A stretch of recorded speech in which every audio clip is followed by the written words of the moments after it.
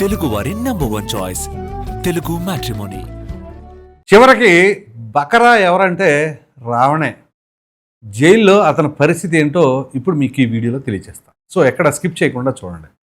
ఇక ప్రశ్న Raavan alias Joseph, ఇతని పరిస్థితి ఇప్పుడు ఎట్లాగుంది అంటే మామూలుగా కాదు, పెద్ద బకరాగా మారాడా అనే తరహాలో ఉంది. దానికి అనేక రకాలైన పరిస్థితులు నెలకొన్నాయి. అవి ఏంటి అంటే, మామూలుగా ప్రశ్న రావణ్ అనగానే అతను మాట్లాడిన తీరు, చేసిన వ్యాఖ్యలో ఇప్పటికీ మనం ఒకవేళ మొబైల్ బ్రౌజ్ చేస్తుంటే ఎక్కడైనా ఒక షార్ట్లో కనిపించిన మనకు షార్ట్ టెంపర్ వస్తుంది. ఆ రకమైన వ్యాఖ్యలు అనమాట. నిజంగా అతన్ని క్షమించకూడదు అనేంత కోపోద్రేకులు అవుతాం. సరే, అతను చేశాడు తప్పు, నో డౌట్, పనిష్మెంట్ అనుభవిస్తున్నాడు. మనం ఆ సీక్వెన్స్ ఆఫ్ ఇన్సిడెంట్స్ కనుక ఒకసారి రిమైండ్ చేసుకుంటే దీని వెనకాల ఎంత పెద్ద స్కెచ్ ఉంది అనేది ఇట్టే అర్థమైపోతుంది. సో ఇక్కడ మొట్టమొదటిగా ఏంటి అంటే, రావణ్ అనబడే వ్యక్తి ఒక ఏడాదిన్నర కాలంగా విపరీతంగా పవన్ కళ్యాణ్ గారి పైన ద్వేషంతో, ఆల్మోస్ట్ ఆల్ ఒక 10 వీడియోలు ఉన్నాయంటే 10కి 10 పవన్ కళ్యాణ్ పైన ద్వేషం ఉంటుంది. అఫ్కోర్స్ కొంచెం కంటెంటు వేరే కాన్సెప్ట్ ఉన్నా కానీ దానిలో కూడా ఇనుముడిమి చేస్తూ ఉంటాడు. ఇది ఎలా ఉంటే దీనికి తోడా సనాతన ధర్మం అని చెప్పేసి హిందూ ధర్మం పైన కూడా తన యొక్క అక్కసిని, ద్వేషాన్ని వెళ్ళగక్కుతూ ఉంటాడు. సరే, అక్కడ కొంత మనోడు పబ్లిక్ నోటీస్లో ఉన్నాడు, ఎప్పుడో మనోడికి పడుద్ది అనే తరహాలో ఉంది. ఇది ఇలా ఉంటే ఇప్పుడు జరుగుతున్న పరిణామాలు చూస్తుంటే ఇతను కేవలం ఒక ఆర్టిస్టు మాత్రమే. ఒక తోలుబొమ్మలాటలో తోలుబొమ్మను ఎదరబెట్టి వెనకాల ఉండి ఆడిస్తూ ఉంటారు చూసారా, ఆడించే వాళ్ళు వెనకాల ఉన్నారు. ఇది ఎలా బయటకు వచ్చింది అని అంటే,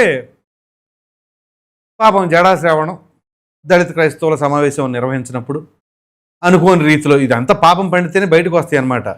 ఈ రావణ్ని పిలవటం, ఆయన రావటం, అక్కడ స్టేజ్ పైన అతనికి మాట్లాడే అవకాశం కూడా లేదు అసలు వాస్తవంగానని చెప్పి జడా శ్రావణ్ చెప్తున్నారు. ఆ రోజు వాతావరణం అనుకూలంగా లేదు, వర్షం పడటంతో చాలామంది గెస్టులు రాకపోవడంతో ఇతను స్టేజ్ ఎక్కాల్సి వచ్చింది. ఇక మైకులో మాట్లాడుతున్న వాడిని గబక్కన లాక్కోలేరుగా, అది సంస్కారం కాదు కదా అని వీళ్ళు వదిలేశారు. మనోడు అక్కడ మాట్లాడిన మాటలు శృతిమించిపోయినాయి కాబట్టి తద్వారా ఇక్కడ ఇవన్నీ బయటపడుతున్నాయి. ఆ రోజు శ్రావణ గనక ఈ రావణ్ని పిలవకుండా ఉండుంటే ఇదంతా బయటకు వచ్చేది కాదేమో. సరే, ఏం జరిగినా మన మంచికి, అది కూడా దైవ సంకల్పమే. మరి ప్రకృతి ఆ రోజు అంతగా సహకరించకుండా ఉంది అంటే దానికి గల కారణం ఏంటి అంటే భగవత్ సంకల్పమే, no doubt about that. So మరి దేవుళ్ళని దూషిస్తే ఇలాగే ఉంటుంది.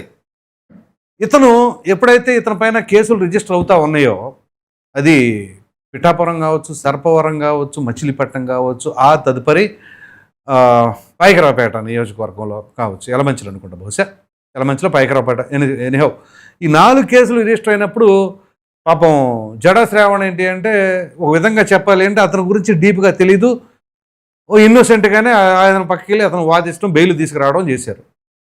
ఊపా చట్టం పెట్టారు చూసారా, అప్పుడు ఇతను ఇక నేను హెల్ప్లెస్ అనే తరహాలో ఆయన ఉన్నారు. కాకపోతే అయినా ఫైట్ చేద్దామనే ఉద్దేశం ఉంది.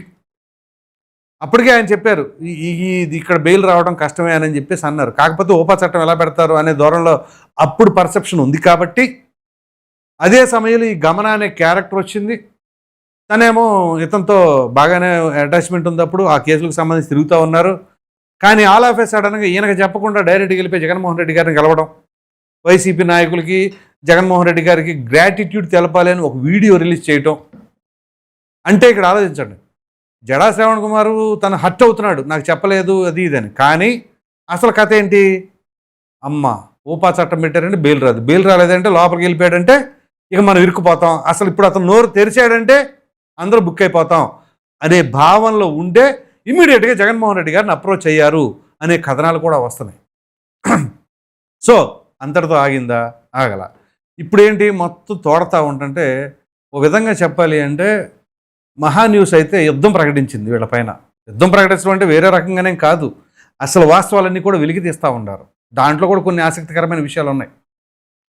అందులో ప్రధానంగా ఏంటి అంటే, అసలు గమన ఏంటి, తన భర్త ఏంటి, వాళ్ళిద్దరి మధ్య పరిస్థితులు ఎలా ఉన్నాయి, ఆ తర్వాత ఎంటర్ అయినటువంటి ఈ ఇంద్రసేన నాయుడు ఆర్ చౌదరి.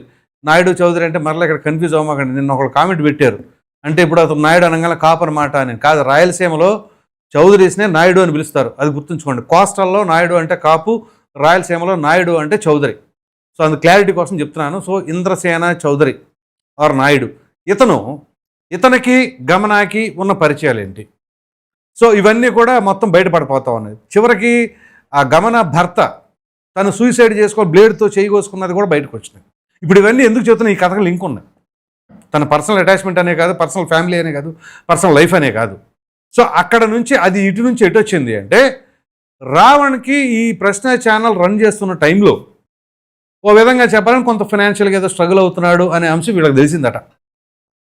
సో ఎలా తెలుసుకున్నారు ఏంటి అంటే, వీళ్ళు సెర్చ్ చేస్తూ ఉంటారు కదా, ఇప్పుడు ఇందులో మనకి ఏ బకరా కావాలి, ఏ బకరాని వాడుకోవాలి అనే తరహాలో సెర్చ్ చేశారో ఎట్లాగో మొత్తానికి ప్రశ్నకి ఫైనాన్షియల్ సపోర్ట్ ఇస్తాం కోసం అని చెప్పేసి మొత్తానికి ఈ ఇంద్రసేన ద్వారా మొత్తానికి ఎంటర్ అయ్యారు. ఎంటర్ అయిన తర్వాత ఈ గమన క్యారెక్టర్ ఎంటర్ అయ్యి, సరే మేము ఫైనాన్స్ చేస్తున్నాం కాబట్టి ఈ గమనాన్ని కూడా ఉంచి తనే ప్రశ్న సీఈఓ అన్నట్టుగా ఎంటర్ చేశారు అని చెప్పేసి ఇప్పుడు పరిస్థితిని బట్టి అర్థం చేసుకోవచ్చు.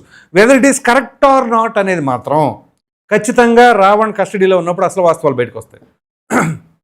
సో ఇది ఎలా ఉంటే ఇక్కడ నుంచి వీళ్ళిద్దరు కలిసి కాంటెంట్ క్రియేట్ చేయటం, రావణ్కి అది ఇష్టం లేకపోయినా ఇక తప్పదు, స్క్రీన్ షేర్ చేసుకోవాలి, ఫైనాన్షియల్ సపోర్ట్ ఇస్తున్నారు, పైగా ఆల్ ఆఫ్ సడన్గా ఆమెను తీసుకొచ్చి సీఈఓని చేశారు, ఆన్ స్క్రీన్ చూపించాలి. మరో ప్రక్కన ఈ వెనకాల బ్యాకప్ అంతా కూడా ఈ ఇతని పేరేంటి, ఇంద్రసేన చౌదరి, ఆయన సోదరుడు ఉమామహేశ్వర్ నాయుడు ఉన్నాడు కదా, ఆయన ద్వారా ఆయనే వైసీపీలో చాలా యాక్టివ్ పర్సన్, పైగా కంటెస్ట్ చేసి ఓడిపోయిన వ్యక్తి, వైసీపీలో చాలా యాక్టివ్గా ఉన్న వ్యక్తి. తద్వారా ఇంద్రసేన చౌదరి వీళ్ళందరూ కూడా ఫండింగ్ చేయటం, ఇదంతా కూడా అసలు ముందు స్క్రిప్ట్ అంతా కూడా వైసీపీ వాళ్ళే పంపిస్తున్నారు అన్నట్లుగా కథనాలు వస్తున్నాయి. క్లారిటీ అయితే లేదు.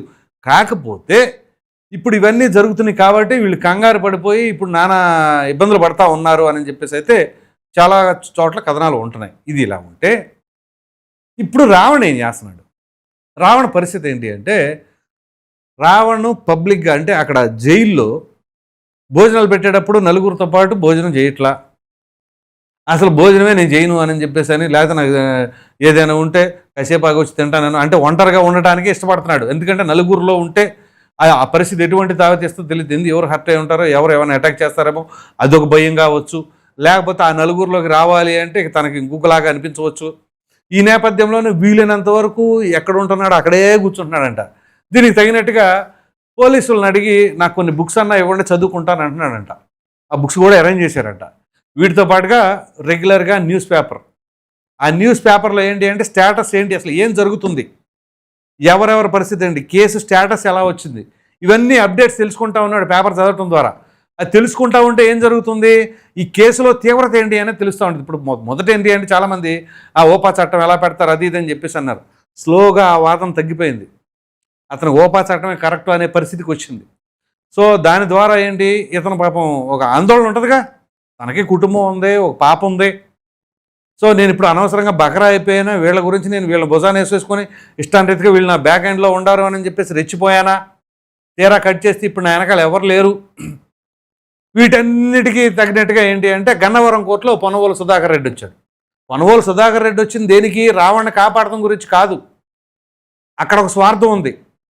ఇది ఇతన్ని కనుక రిమాండ్ నుంచి బయటికి తీసుకొచ్చిన, కస్టడీకి వెళ్లకుండా ఆపేసిన వీళ్ళు సేవ్ అవుతారు అనే ఉద్దేశంతోనే జడా శ్రావణ్ని కాదు పొన్నవోలు సుధాకర్ రెడ్డిని ఎంటర్ చేశారు అనే దానికి చాలా అవకాశాలు ఉన్నాయి.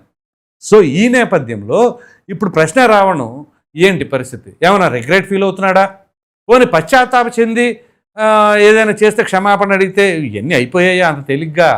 ఎంత పశ్చాత్తాపం చెందినా పరివర్తన వచ్చినా ఖచ్చితంగా దాని కాన్సిక్వెన్సెస్ అయితే ఫేస్ చేయాల్సిందే. మాట్లాడేటప్పుడు ఏ రకంగా ఉండేది, ఆ లాంగ్వేజ్, బాడీ లాంగ్వేజ్, యాటిట్యూడు అసలు మామూలుగా ఉండేది కాదు అసలు. అటువంటి వ్యక్తి ఒక దెబ్బకి మొత్తం కోసాలన్నీ కదిలిపోయి ఉంటాయి. ఇక ఏం చేయాలో తెలీదు. అప్పుడేమో కన్ను మిన్ను కానరాలేదు, రాముడు లేదు, సీతమ్మ లేదు, హిందుత్వం లేదు, ఇటు సనాతన ధర్మం అని కాదు, పవన్ కళ్యాణ్ అని కాదు, నరేంద్ర మోదీ అని కాదు, అసలు భారతదేశమనే కాదు అనే తరహాలో మాట్లాడాడు. దేశభక్తి లేదు, ఏమీ లేదు, నాకేమీ లేదని చెప్పేసి అన్నవాడు. ఇప్పుడు చివరికి ఏమైంది, ఇది పరిస్థితి.